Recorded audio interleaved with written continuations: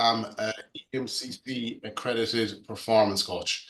What does that mean? It means I am part of a global body that reaches the high standards for their organization, where I can deliver meaningful impacts for business. I'm also a GENOS emotional intelligence practitioner, hence the topic today.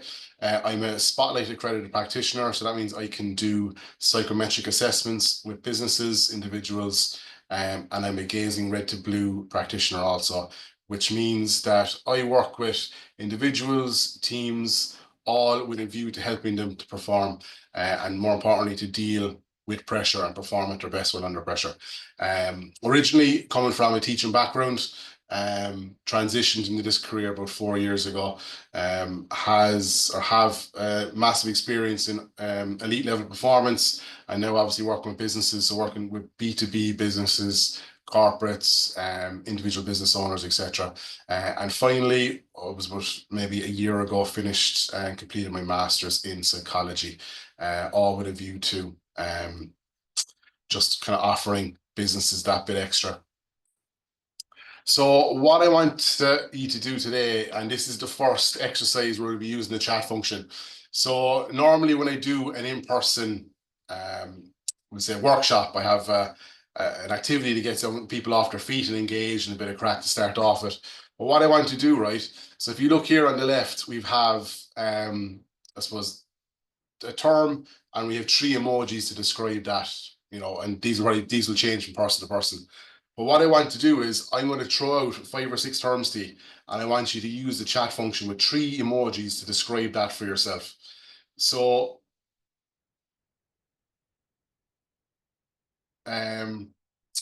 what we're going to do is, with this, the first one I'm going to look at is teamwork.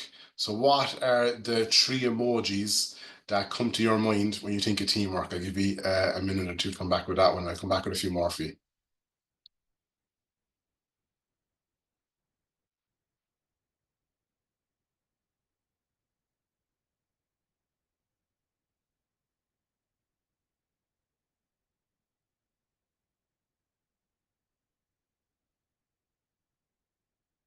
Oh, Andrew, can we enable the chat as well there, actually? Sorry, I just got a text where the chat is disabled.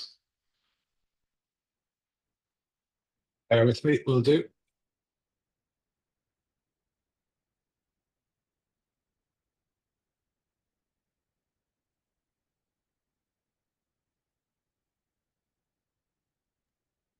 Right, chat should be working. So if it's not, probably Dennis on this particular task, it's just best to move on to the next slide. Yeah, perfect. Can anyone else, is their chat working, or how are we fixed? Either way, we can move on.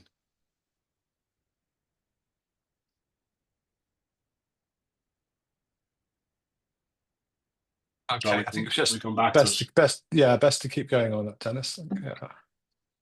So the rise of EI makes emotional intelligence more important. So I'm going to show you a number of headlines with regards to emotional intelligence. If you can think of anyone who's got, we say, Sky, anyone who is ringing a bank, anyone who's kind of trying to get a problem solved, we get the phone number, we ring it, and we're put through an automated service. So with this then, based off our conversation, we say a word, gets us to the next stage, and the next stage, and the next stage. That's all repeated. But a lot of people will find this incredibly frustrating, because what they're looking for is, if with that example, they're coming from a situation where they have a problem. So what they're looking for in that instance, they're looking for human connection that can help them with that problem. So if you're dealing with text, if you're dealing with constant emails, there is a level of frustration with that. And the problem is then that we are going to disengage that service. So like now some people will, or some services like that, because then you stay involved longer, whatever it may be. But with the rise of technology, there is a real, I suppose, important task that we still try and create, that, I suppose, personal connection. Yeah, I can see that, Andrew. So looking at organizations and emotional intelligence, these are just some of the areas where this has been used, and this is only a snapshot of it. So we have leading evolutionary change with emotional intelligence, driving change. We have developing psychological safety, strategy execution, obviously mental health, engaging millennials, leading innovation, and agile leadership. So again, you look at any business in any walk of life, and I was having a chat with Andrew before we came on. So Andrew, for his sins, is a Middlesbrough fan. So if myself and Andrew were in a room and we didn't know each other, and I'm wearing a Middlesbrough jersey and Andrew's wearing a Middlesbrough jersey, all of a sudden we'll cop that we have a similar interest. All of a sudden, there's that little bridge where we can now cross to kind of create that connection because we have that commonality. And that's what you're trying to do within business, is create these little commonalities amongst staff where you're kind of looking for each person to be their own authentic selves, and where they can express themselves, where they can create that connection. And where if someone's telling me something, that I have the self-awareness to be present in a conversation, you know, depending on the situation, and being empathetic. So this is where emotional intelligence is really driving change.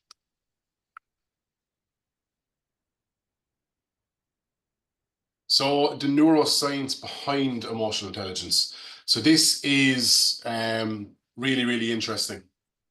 So everything we do, our brain will react to it. So they're looking to determine, is it a danger or a reward? So with this, our brain will want to minimize the threats and maximize the rewards. And I can use my own infant son as an example of this. You know, he's just starting to walk now. But when he's walking, if I have something that he wants, he'll kind of look at me, he'll look at the gap between us. He's looking at kind of, okay, is this a massive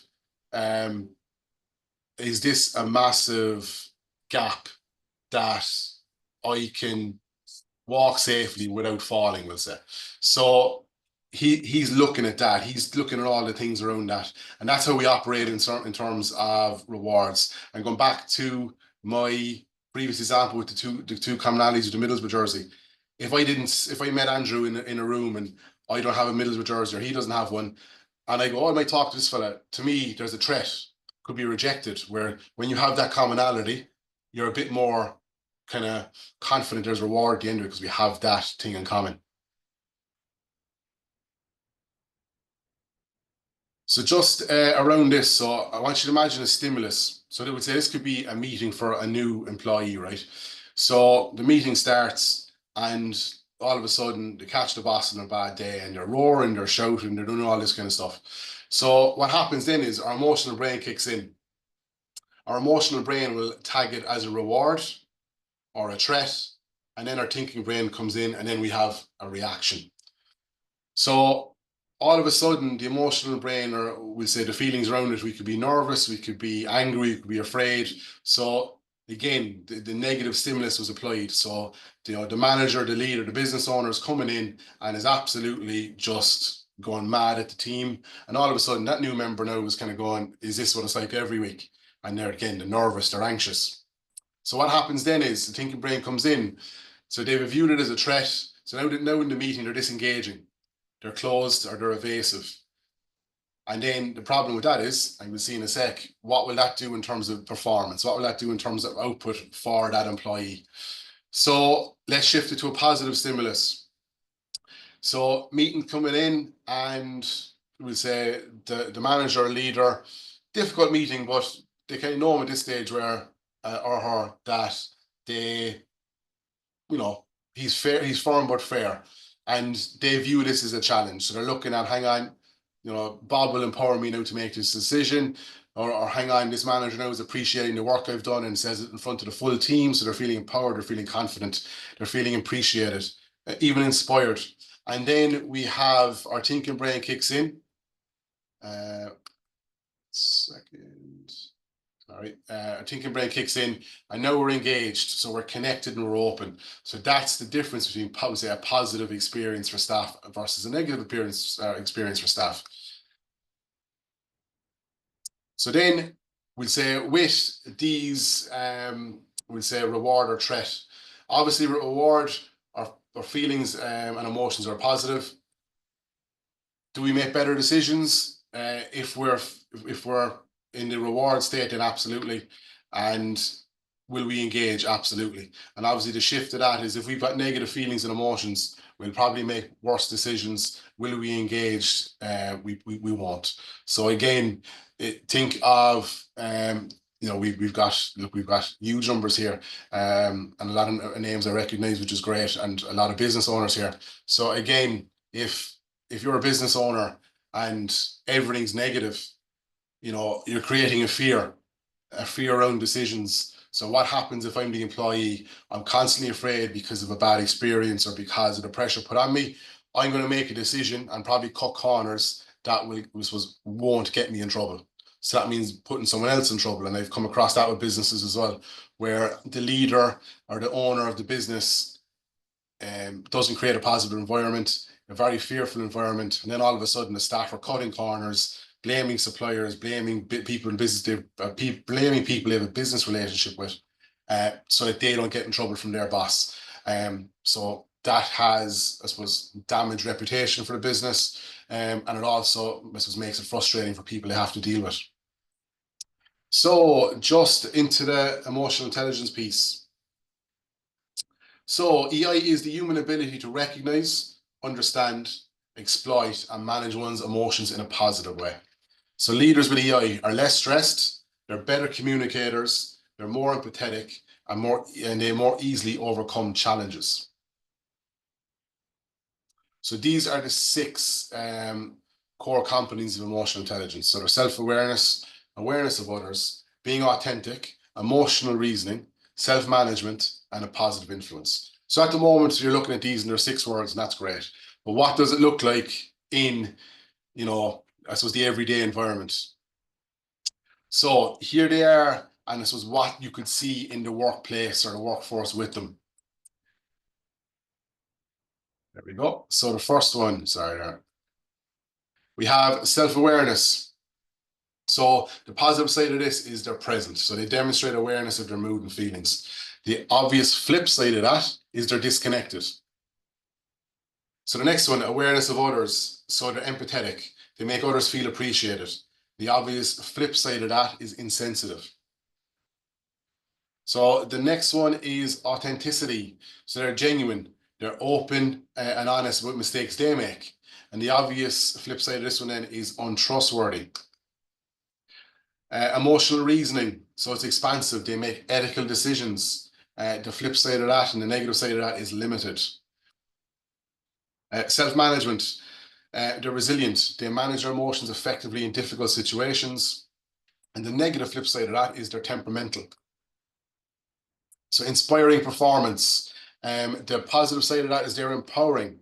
So they're looking to empower others and recognize hard work and achievements.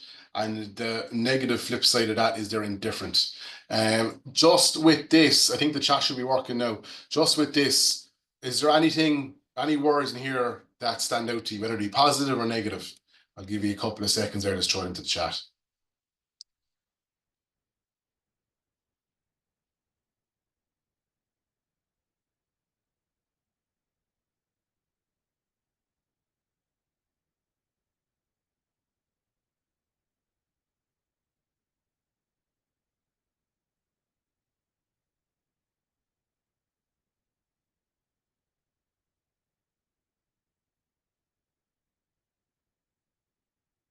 So yeah, chat is back. Cheers for that, Andrew. So Orla, we're always allowed to play to our strengths, but then again, an over-reliance on strengths can be negative. It can make it hard to know what to do at times. Absolutely. As I would have said to people before about this, when we overplay our strengths, the strengths and weaknesses are the same side, or this was the opposite of a coin. It's easy to flip them. If we overplay our strengths, it can actually flip into the negative quite easily. We'll move on. So emotional intelligence in business. Oh, Dan, good man. So inspiring and indifferent being 2 sides. Absolutely. I suppose now as business owners, realistically, you're owning a business, you might have a family, you might have had a bad day, all of which are absolutely fantastic. Well, not fantastic, a bad day, but they're part of life.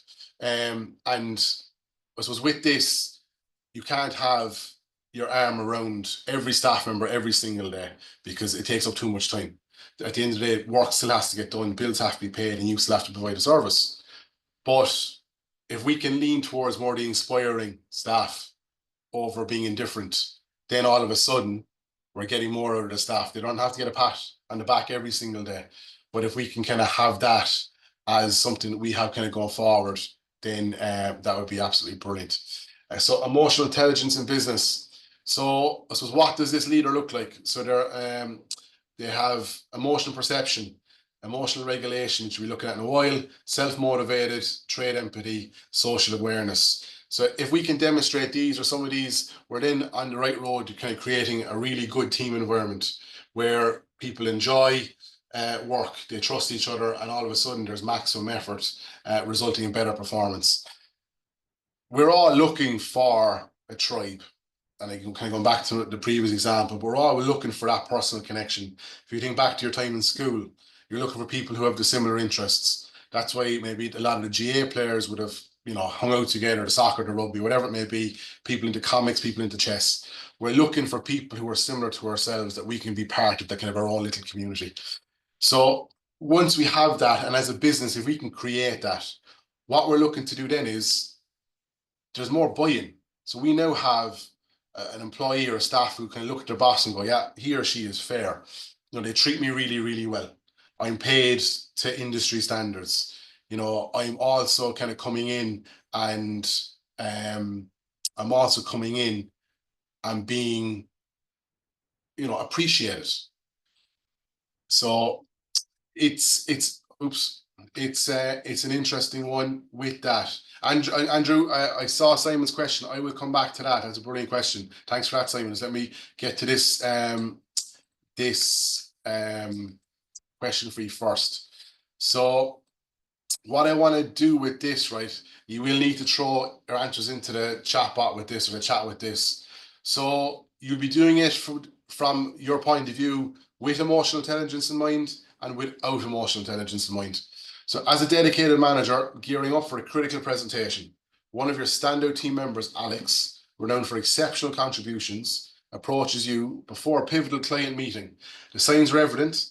Alex appears visibly anxious, hands are trembling. There's a hint of distress in their demeanor. The success of this presentation holds significant importance for the team and the company. So what I'd love you to do, right, is if you're the emotional intelligent manager, how do you handle it? What do you do? And without emotional intelligence, what would it look like? I'll give you maybe a minute just to come back with that. And then Simon will come back to your question then.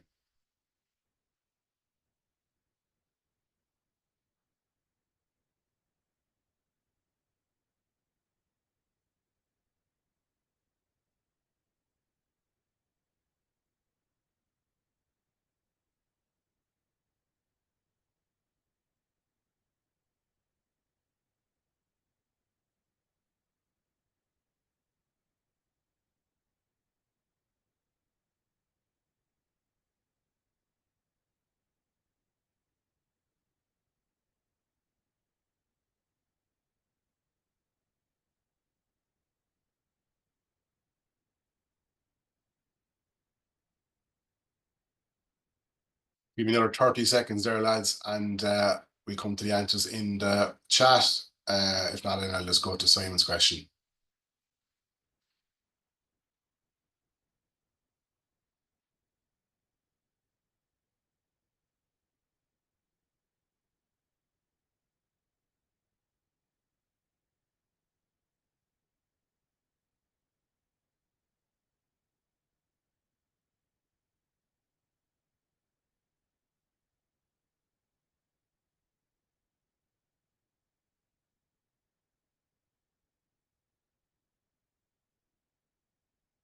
Okay, so Orla, with emotional intelligence, I'd ask him what he feels comfortable doing, even if just being present in the room, but without being a key player, just answer questions. And without EI, I tell him to get a grip and get on with it. It's all part of his job. Orla, I wouldn't like to work for you.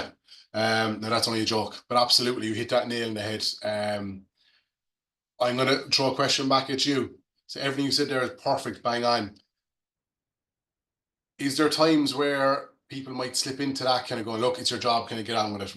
In what instance would a business owner or a leader or a manager kind of slip into that? And it can happen. Even the most emotionally intelligent business leaders, employees might slip into it. So I all I want is one word, really. What one word would yeah, absolutely. When I'm under pressure too, 100%. So when we're feeling pressure and experiencing pressure. Another question in, or another reply in. So with AI, I would ask him what he needs for me to support him and offer some confidence, and that he knows I have his back during the presentation if I need to step in. Brilliant, absolutely. So this was looking at the example. It's very simplistic, but looking at the example, we know he's very good at what he does.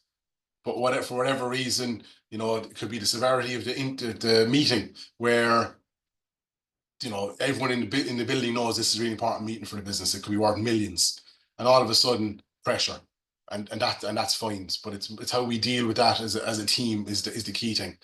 Another one in, so tell them they're brilliant and well able for presentation, but offer that you can do to what you can do to help them with presentation if they prefer. Absolutely brilliant. With EI supportive approach, remind them of past successes. Nervousness is the precursor to a performance. Breathing, absolutely brilliant. Some really good answers there, lads. And look, the obvious thing is, with EI, we put our arm around them. We're kind of showing that level of empathy and understanding. And obviously, without EI is where it might be the old school approach, where they're getting, you know, this is your job, just do it. Tough. I don't have to worry about it. And there are managers out there who do that. And ultimately, again, it creates the word there that's come up in a few of the responses there, which has been fantastic. And it comes to pressure. There's more coming in, but I want to get back to Simon's question. Simon, how do I balance being emotionally intelligent without being seen as too soft in a leadership role? Really good question. So I suppose with that, what you're looking for as a leader, you're looking to get the most out of your staff. Does that mean being a pushover? So some people might look at this and kind of go, oh, but I have to be nicey nice, you know, I can't say it how it is. Well, I suppose first thing is we have to have a level of self-awareness, and I suppose how we deal with people. So while you're an emotionally intelligent leader, you're showing empathy, but also you need to be decisive because you're running a business. So yes, you're understanding their needs, you're understanding their worries, absolutely, but you still have to be decisive. And even with the empathy piece, when you're giving feedback, you're giving in a way where it's kind of to the point without being personal, but it's done in a kind of a positive way, if you get me. So it's not necessarily you're really bad at 10 things. You're looking to kind of come in and say, look, this needs to be improved, this needs to be improved. And then you're kind of coming together as a team, you know, to work that problem. And I suppose it's having the self-awareness then when to know what kind of communication to give. So there'll be times where you might need to be a little harder on them than when you suppose you can't do that all the time. So you kind of go, okay, I need to be harder team today, perfect. But they kind of know overall that you're fair. I think it comes back to that. You're not looking to be a soft touch. This is what you're looking to create as a culture of accountability. I hope that answers your question, Simon. Cheers for that. All the answers coming in. Got to read some of them out there, which is great. So how does emotional intelligence impact the real world? Now, this is a really good kind of real world practical example with a powerful question at the end. Now, for this, you will need a pen and paper.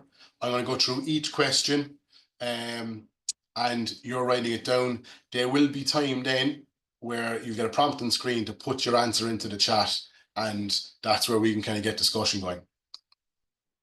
So what I want you to do is think of the best boss you ever worked with. It can be at a job when you're 16. It could be whenever. It could be now. Write down their initials on your piece of paper in front of you. And I'll give you 30 seconds.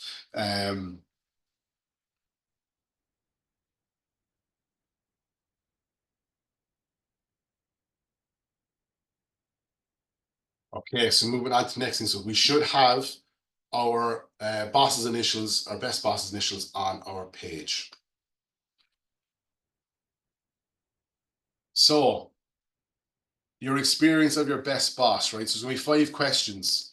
So the first one, demonstrates awareness of their mood and emotions. So I want you to score it out of 5. So low, it would be 1, significantly less than others, 2, less than others, 3, about typical, 4, more than others, and 5, significantly more than others. So for talk's sake, if it was me thinking of a boss, I might, score it out of 4. So that'll be question 1, 4, and then we move on to question 2. Makes you feel appreciated. Again, you're scoring it out of 1 to 5, and the rankings are seen below. So 1, significantly less than others, 2, less than others, 3, about typical, 4, more than others, and 5, significantly more than others. So I'm just going to call out the questions. I leave this up for you to come back to in a sec. I give you about 60 seconds, maybe, 60 to 80 seconds just to get your scores for each of these. So the next one is open and honest about mistakes. So again, how would you score that out of 5? 4, makes ethical decisions. Again, how would you score that out of 5? Manages their emotions effectively in difficult situations. Again, how would you score that out of 5? Recognizes others' hard work and achievements. Now, total those scores for me, please. And once you're done, you just throw a thumbs up into the chat so I can move on to the next slide.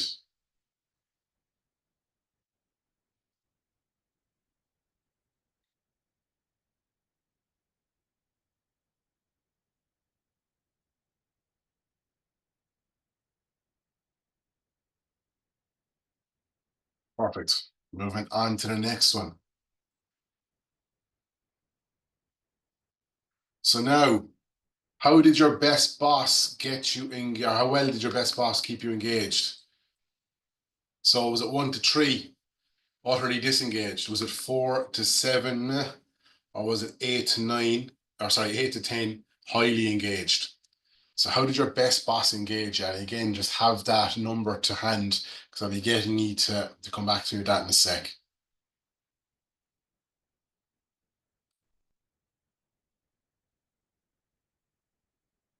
Let's move on there in about 5, 6 seconds. Perfect. So the exact same thing. So now we're thinking of the worst boss ever with Mr. Darth Vader here on the right hand side. So again, think of, or sorry, write down their initials in the top of the page of your worst boss.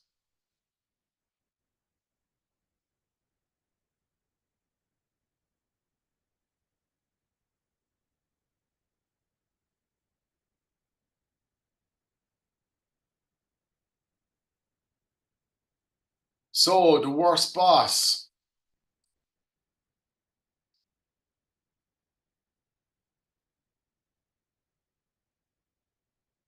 That demonstrates their mood or demonstrates their awareness of their mood and emotions. Makes others feel appreciated. Is open and honest about mistakes. Makes ethical decisions. Manages their emotions effectively in difficult situations. Recognizes others' hard work and achievements. So with that, exact same principle as the last one. I need you to score each of these questions with your bad boss in mind.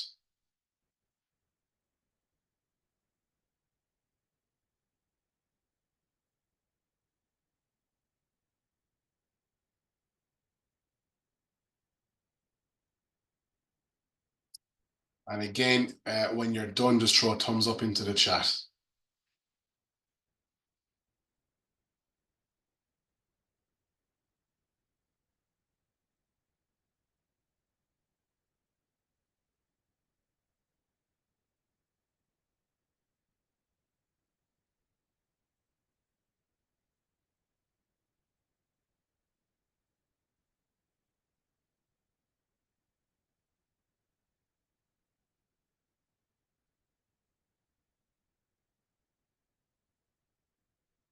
Perfect.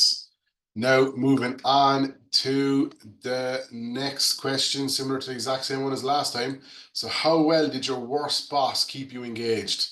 Was it 1 to 3, utterly disengaged? Was it 4 to 7, meh? Was it 8 to 10, highly engaged?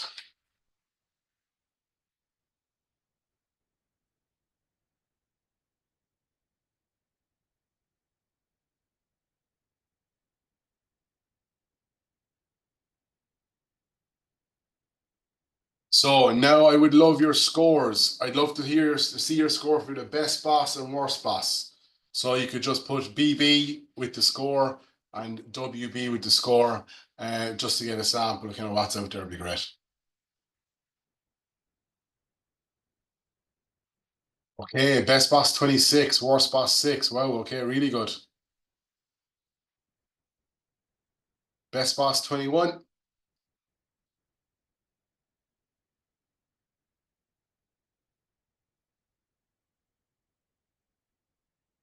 Uh, best boss 24 and worst boss 15.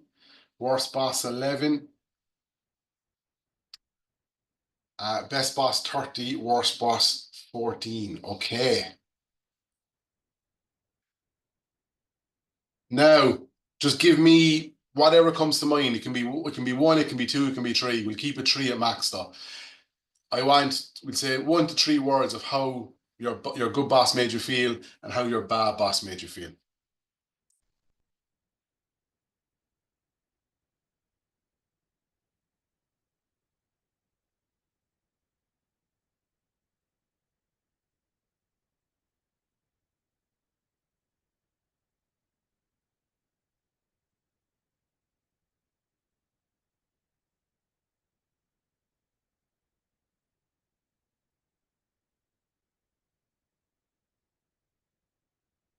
So valued and respected.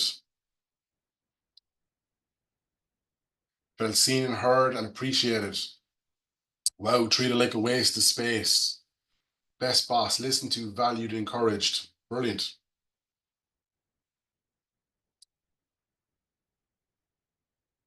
So this was my question to the people on this call now, as we've got business owners here, we've got managers here, we have team leaders here.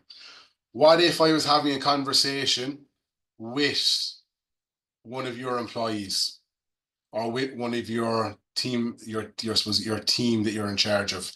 What if it came back to me that they felt indifferent, they weren't valued or encouraged, or they felt disliked or small? What would that make you feel like as a business owner, as someone in that leadership position? So as a business owner, you think about your brand, obviously enough. So there we are, I'm talking to someone, in a pub, all of a sudden we get talking about business X, and this is what they come back with. I just feel so disrespected in this organization. I feel disliked. What did you do? Nothing. They make me feel small.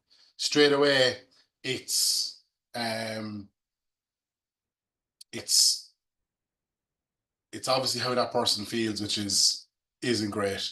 But in terms for the business, it's not great that the business is making that person feel there, because we've come in, didn't use my ability for the benefit of the firm. Absolutely, everyone in a firm can benefit that organization, but if you're not given the chance to do it, all of a sudden you have a negative experience. I look back at probably one of my best ever jobs. I was 16. It was my first job, Roaches Stores in Wilton in Bishopstown in Cork. So obviously Roaches was a supermarket. Best experience in terms of a job I had, right? Now the manager, he would have been a bad boss. He would have been a fella who would never given you praise, would have been negative, everything else, right? But my experience is actually tied to the feeling of it around Christmas, where myself and one of the lads were put in a side kind of, they rented a shop unit in the shopping centre, for all the Christmas stock. We were up there sorting out Christmas stock, getting stuff ready, bringing it up and down to the supermarket. One of the managers came in, turned on the radio, Christmas songs were playing, so we're having great crack. Really, really good now. And to this day, it's my best memory of it there.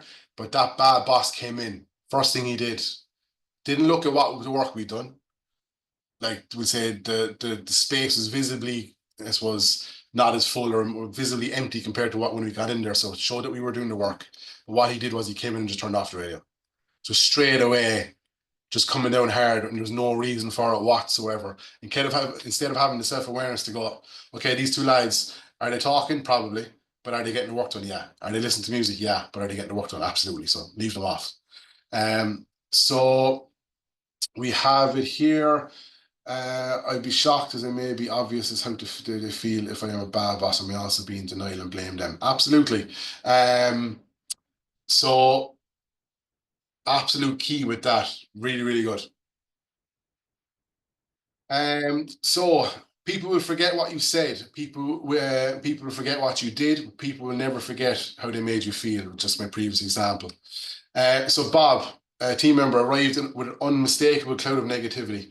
The demeanor suggested a heavy burden, and it wasn't long before it started affecting the team. So imagine you are a manager, again, owner, team lead. One of your staff member comes in who's a bad day, brings the whole team down, unloads problems, or doesn't engage, or sulky, or is snappy.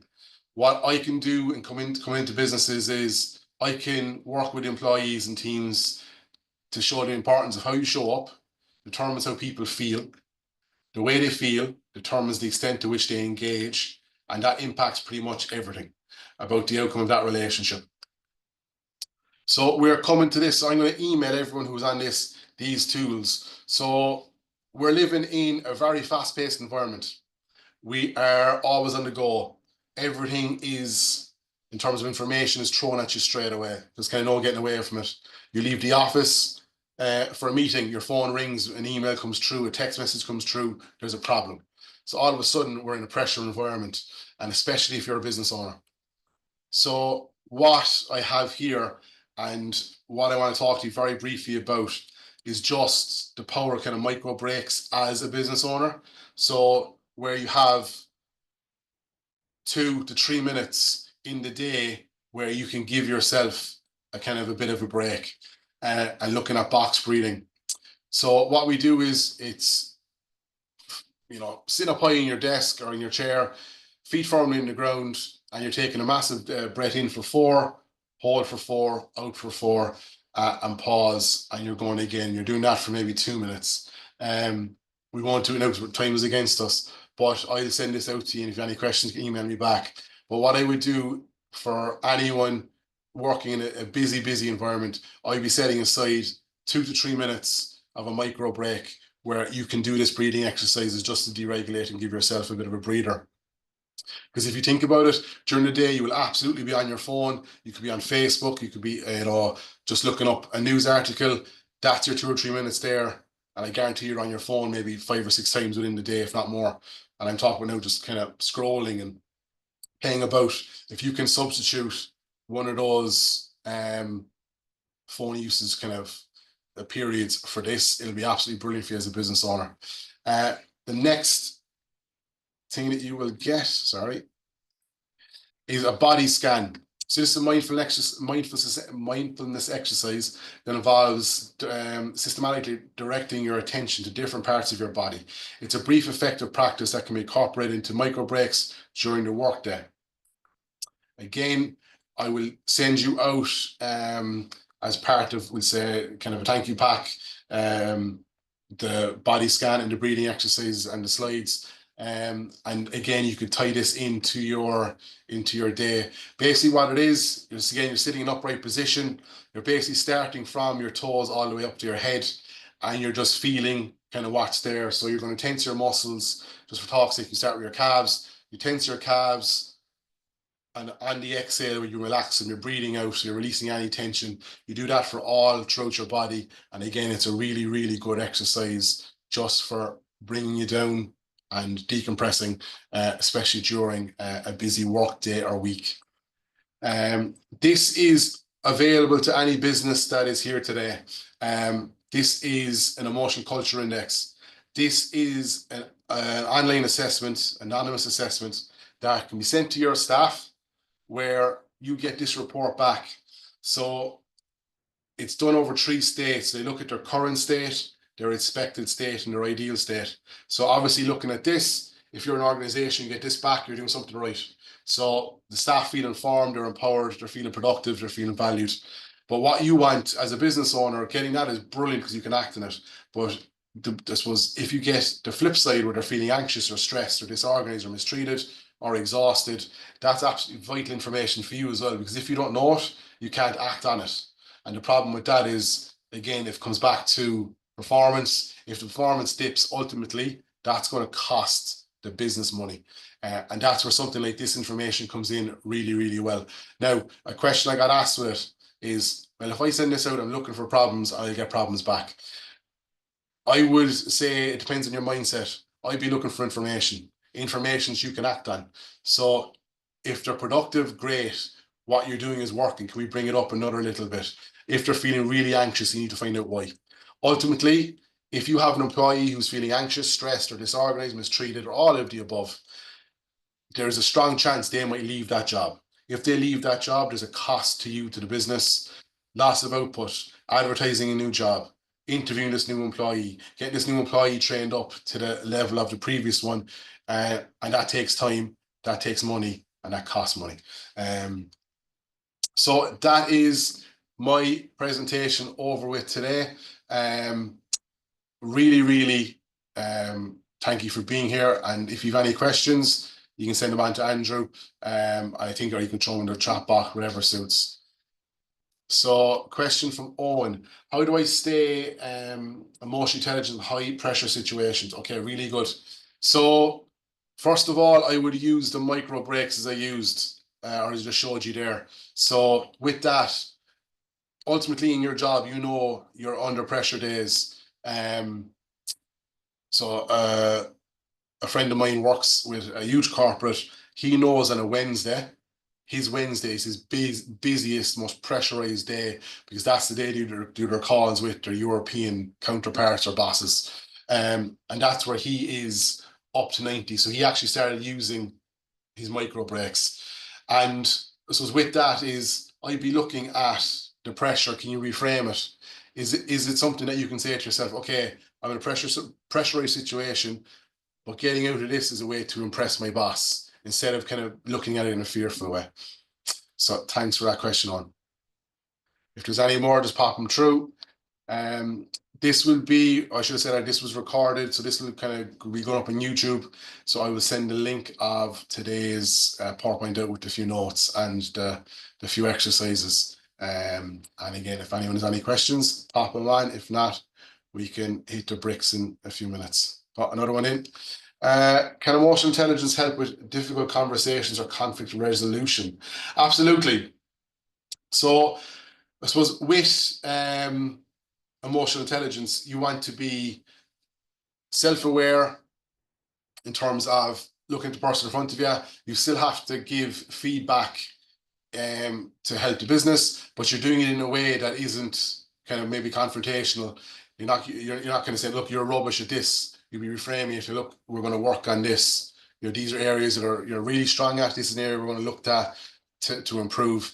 And in terms of conflict resolution, absolutely, because you still have to hold people to account. You know what I mean? You still have to have the self-awareness around you that there is conflict kind of going on. And you know, you're looking at your tone, you're looking at your wording, you're looking at kind of, I suppose, being able to keep the emotions in check.